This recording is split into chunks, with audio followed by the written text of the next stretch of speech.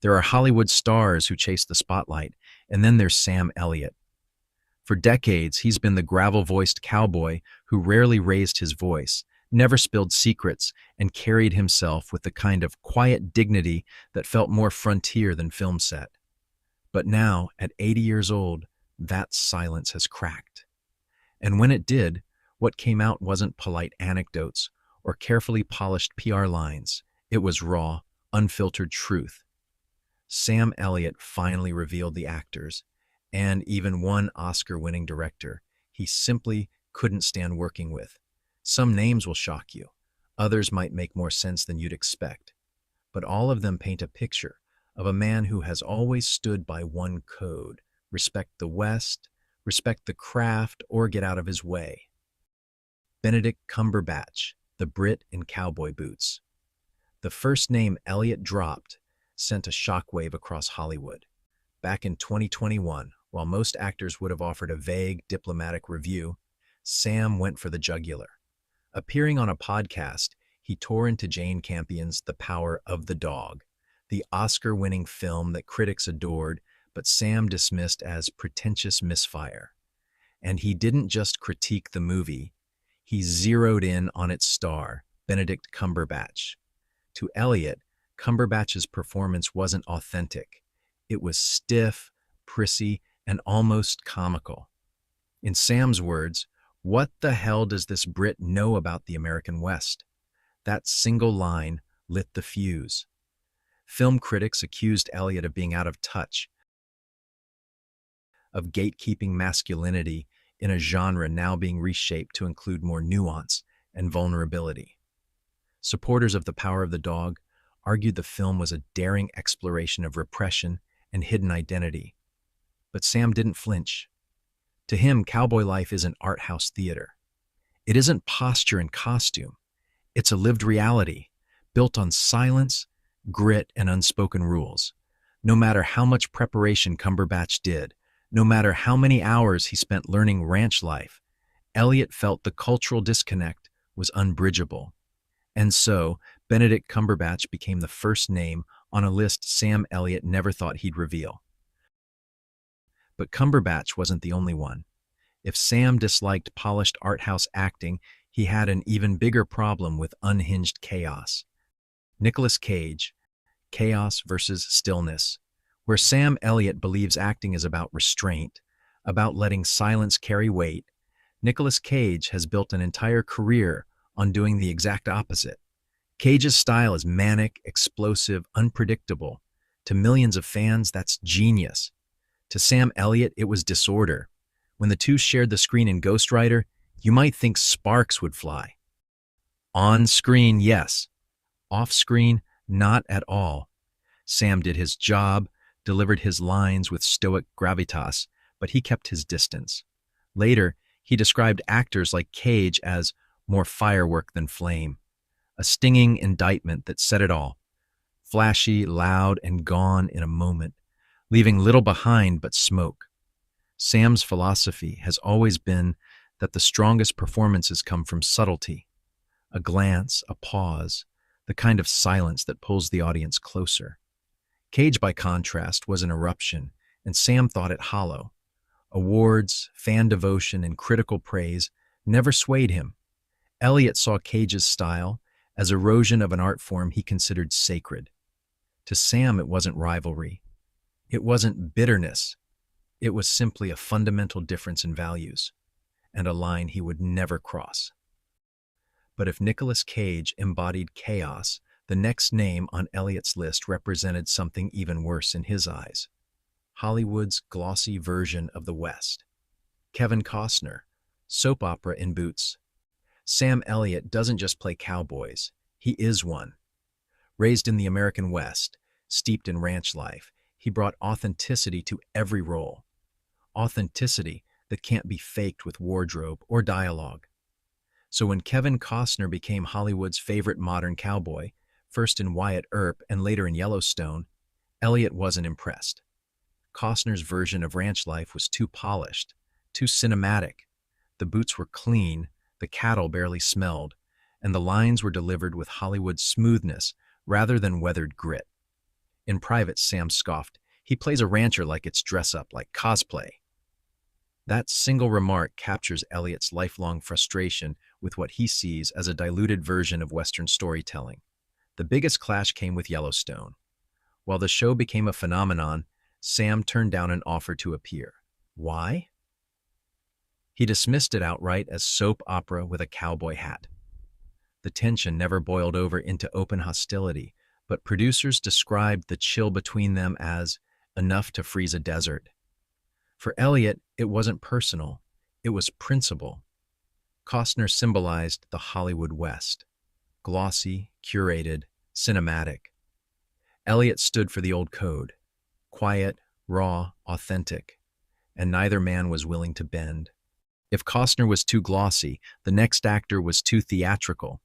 And for Sam Elliott, pretension was the biggest sin of all. Jared Leto, pretension over purpose. Few actors divide opinion like Jared Leto. For some, he's a daring chameleon who disappears into roles. For others, he's a headline chaser who mistakes antics for artistry.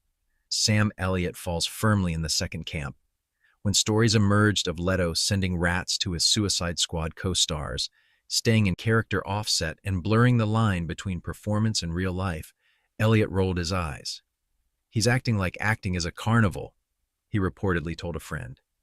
To Elliott, acting should never be about props, stunts, or spectacle outside the lens. It should be about truth told simply, without fanfare.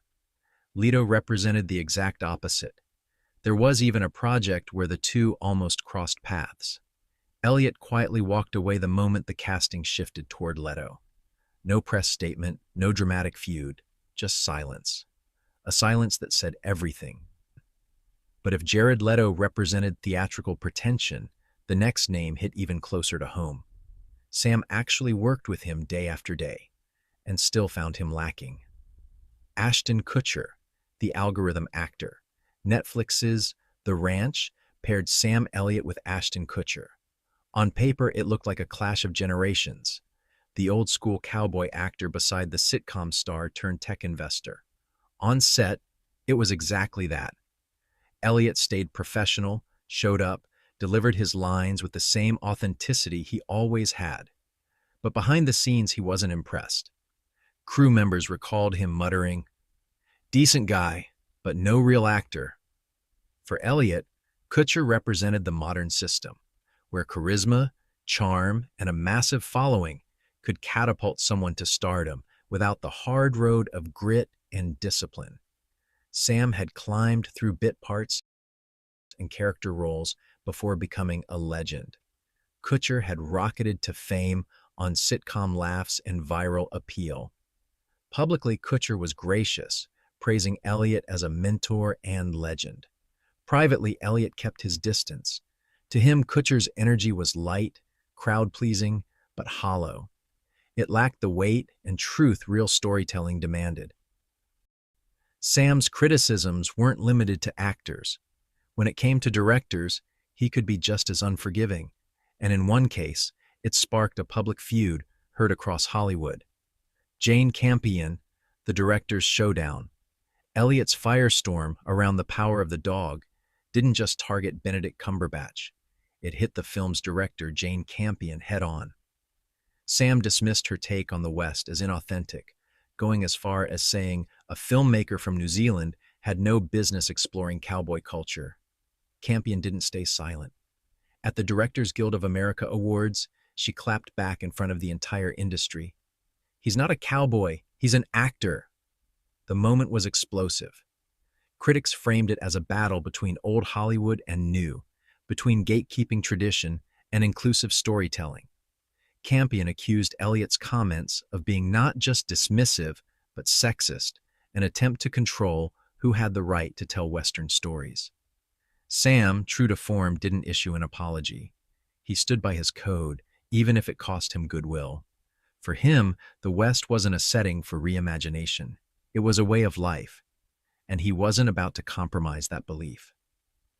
But perhaps the most painful name on Elliott's list wasn't an enemy at all. It was a friend, one he thought he'd never lose. Jeff Bridges. There was a time when Sam Elliott and Jeff Bridges felt like brothers. In The Big Lebowski, their chemistry was undeniable. Elliott's gravel-toned stranger perfectly balanced Bridges' laid-back dude. Off-screen, they shared mutual respect.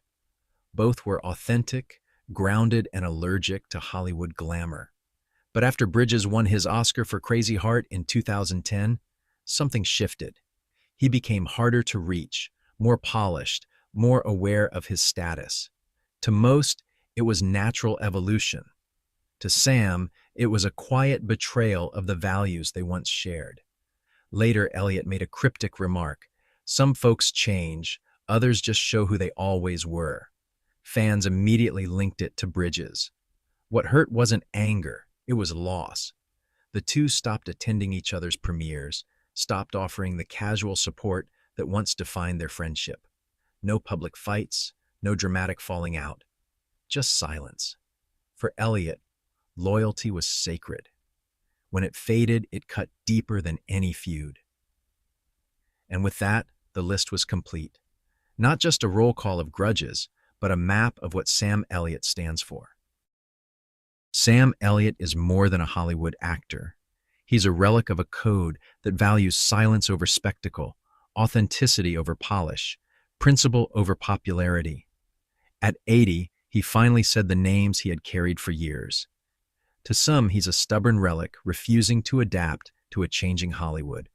To others, he's the last sentinel guarding a craft that has lost its soul. The truth probably lies somewhere in between.